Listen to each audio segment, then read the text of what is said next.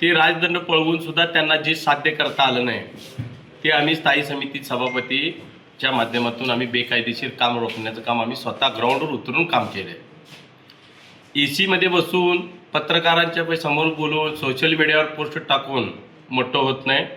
ज्यावेळी एखादी बेकायदेशीर काम थांबवायचं असेल तर रस्त्यावर उतरायची तयारी सुद्धा लागते, ती मी केलेली आहे। आणि जर टक्केवारीचा विषय असेल तर आमच्या मीटिंगला मग काँग्रेसचे 4 सदस्य कसे उपस्थित होते? मग त्यांच्या टक्केवारी जर विषय असेल तर काँग्रेसच्या सदस्यांचं समर्थन आहे का याला?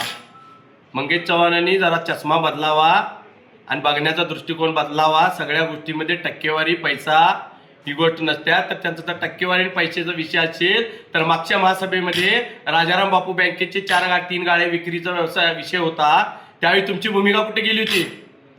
का विक्रीला त्या समर्थन तुम्ही दिला? प्रत्येक महासभेमध्ये वेगवेगळी भूमिका मांडू नका। तुमच्या भूमिकेचंच पहिला ऐकणे आम्हाला विसंगतपणा दिसून येते। तुमची भूमिका स्पष्ट करा। तुमची भूमिका दुटप्पी आहे आणि तुमच्या नेत्याची इज्जत कशी ठेवायची ही तुम्ही ते बघा। आमच्या नेत्याची कशी इज्जत राहायची आम्ही बघतो। 600 कोटींच्या कामावरून सभापती अतुल माने आणि विरोधी पक्षनेते मंगेश चव्हाण आमने सामने। मागील महासभेत चव्हाण यांनी राजदंड पळवून नौटंकी केली, मात्र आम्ही रस्त्यावर उतरून चुकीचे काम आपण थांबवले। यामध्ये टक्केवारीचा काय विषय आला असा सवाल अतुल माने यांनी उपस्थित केलाय। तसेच टक्केवारीचे आरोप करताना स्थायी समितीमध्ये असलेल्या काँग्रेस सदस्यांचे त्याला समर्थन आहे का याचाही खुलासा विरोधी पक्षनेत्यांनी करावा अशी मागणी त्यांनी केली आहे। मंगेश चव्हाण यांनी दृष्टिकोन बदलावा। प्रत्येक गोष्टी टक्केवारी नसते, प्रत्येक वेळी वेगवेगळी आणि दुटप्पी भूमिका मांडू नका असा सडेतोड इशारा सभापती अतुल माने यांनी दिलाय। MRDPच्या कामासंदर्भात विरोधी पक्षनेते मंगेश चव्हाण यांनी काल आमच्यावर आरोप केले होते की महापालिकेमध्ये टक्केवारीचा बाजार मांडला। माझं त्यांना आव्हान आहे की त्यांनी मागच्या महासभेमध्ये राजदंड पळवून जी नौटंकी केली होती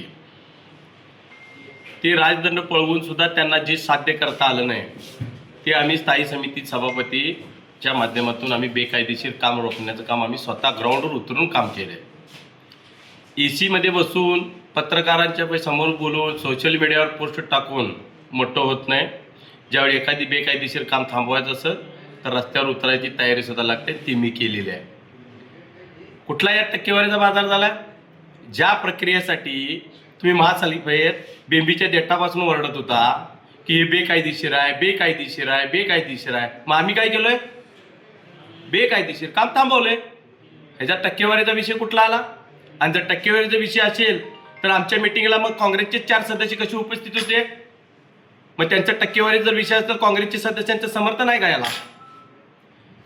मंगेश चव्हाणांनी जरा चष्मा बदलावा आणि बघण्याचा दृष्टिकोन बदलावा। सगळ्या गोष्टीमध्ये टक्केवारी पैसा ही गोष्ट नसत्या। तर त्यांचा जर टक्केवारी पैशाचा विषय असेल तर मागच्या महासभेमध्ये राजाराम बापू बँकेचे 3 गाळे विक्रीचा व्यवसाय विषय होता, त्यावेळी तुमची भूमिका कुठे गेली होती? का विक्रीला त्या समर्थन तुम्ही दिला? प्रत्येक महासभेमध्ये वेगवेगळी भूमिका मांडू नका। तुमच्या भूमिकेचंच पहिला ऐकणे आम्हाला विसंगतपणा दिसून येते। तुमची भूमिका स्पष्ट करा। तुमची भूमिका दुटप्पी आहे। इकडं म्हणायचं निविदा प्रक्रिया बेकायदेशीर आहे, ते DPR व्यवस्थित झालेलं नाही। DPR करणारा माणूस एजन्सी कुठं आहे? आणि भूखंडाचे जी ॲक्वायर करायचे लँड त्याचे पैसे कुठं जमा आहेत? 180 कोटीचा निधी जमा केल्याशिवाय वर्क ऑर्डर कशी देऊ शकतात? इकडं म्हणायचं की महासभेला ते स्टँडिंगला विषयपत्र आलं पाहिजे आणि इकडं दुसरीकडे म्हणायचं की महापालिकेमध्ये टक्केवारीचा धंदा मांडलाय। आम्हाला तुमची भूमिका माहिती आहे। तुमच्या भूमिकेवर तुम्ही समर्थन तुमचे पहिला गटबाजीवर भाजपच्या बोलताय की तुमच्या पक्षाचे 18 नगरसेवक आहे। 18 नगरसेवकामध्ये तुमचे 4 गट आहेत। ते पहिला तुमच्या या भूमिकेवर समर्थन करतात का बघा, मग तुम्ही आमच्यावर आरोप करा। आज या ठिकाणी तुमच्या भूमिकेवर प्रत्येक गोष्टीतल्या तुमच्या पक्षातले सदस्य नाराज आहेत। तुमच्या पक्षातली पहिली गटबाजी थांबवा। भारतीय जनता पार्टीच्या राष्ट्रीय पक्षाला तुम्ही शालपणे शिकवायची गरज नाही। आमचे नेते सक्षम आहेत। आमच्या नेत्याचा आमच्यावर विश्वास आहे। आमच्या नेत्यावर आमचं प्रेम आहे। आज त्यांनी आम्हाला ही खुर्ची दिलेली आहे, त्यांच्यामुळे मी या खुर्चीवर बसले आणि त्यांच्यासमोर कुठल्याही परिस्थितीमध्ये आम्ही चुकीचं काही वागणार नाही। आणि तुमच्या नेत्याची इज्जत कशी ठेवायची ही तुम्ही ते बघा। आमच्या नेत्याची कशी इज्जत राहायची आम्ही बघतो। आमची गटबाजी आम्ही सांभाळण्यासाठी आम्ही समर्थ आहे। तुमचं पक्ष तेवढं तुम्ही सांभाळा, तुमचं नावलौकिक तुम्ही सांभाळावा आणि पक्षात फक्त भूमिका तेवढी आहे ना, तुम्ही या बाबतीत तुम्ही स्पष्ट करा. जर विरोध असेल तर विरोध आहे म्हणून सांगा या प्रकल्पाला, समर्थन असेल तर समर्थन आहे म्हणून सांगा. दोन्हीकडनं बोलायचा प्रयत्न तुम्ही करू नका. भूमिका एक ठाम राहा आणि एका ठामपणे बोला.